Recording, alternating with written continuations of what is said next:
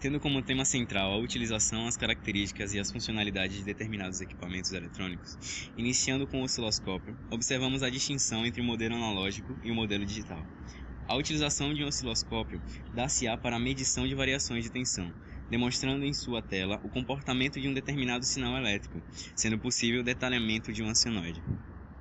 O osciloscópio analógico possui como características básicas a tensão máxima, frequência máxima e impedância de entrada, sendo a tensão máxima o valor da tensão máximo que o osciloscópio pode medir, girando em torno dos 40 volts. A frequência máxima é a frequência limite que o osciloscópio pode medir, girando em torno de 20 MHz e 100 MHz. Por último, temos a impedância de entrada, que quanto maior for, melhor será o osciloscópio.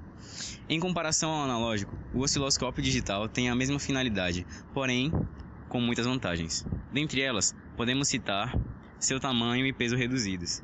Existem características que indicam quando um é mais avançado que o outro e quais suas limitações, a taxa de amostragem, quantidade de memória e resolução vertical. Mudamos o foco agora para a chamada fonte de tensão. A utilização da fonte de tensão baseia-se na necessidade de alimentar o circuito elétrico, servindo assim como um tipo de bateria para o circuito eletrônico.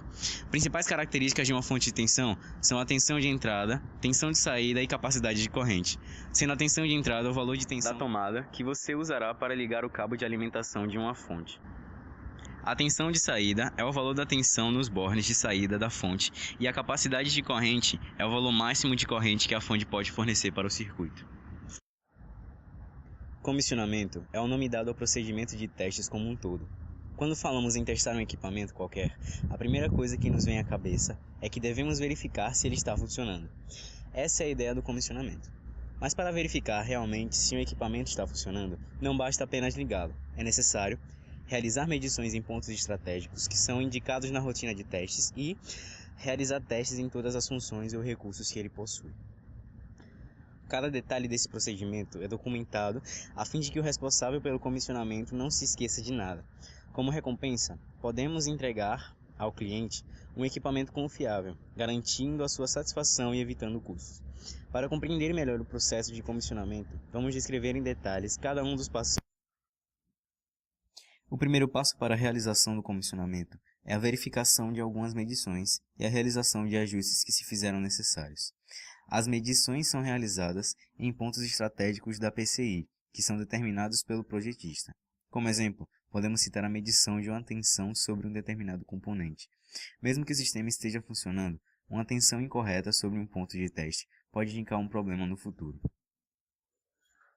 Em algumas empresas, o checklist também pode funcionar como um relatório final de validação, pois ele contém a informação do processo de comissionamento, a certificação de que o sistema foi aprovado e a identificação do responsável pelos testes.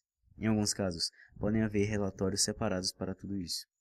Tudo depende da política da empresa, e como já dissemos, não existe um padrão sobre o conteúdo específico de cada relatório, ou mesmo sobre a quantidade de relatórios produzidos. Podem existir ainda relatórios específicos para registrar informações sobre a rejeição do sistema eletrônico. Além das informações sobre os testes, esses relatórios trazem informações específicas sobre os procedimentos adotados para tentar solucionar a falha detectada. Essa é uma garantia de que todas as possibilidades de solução para o problema foram esgotadas.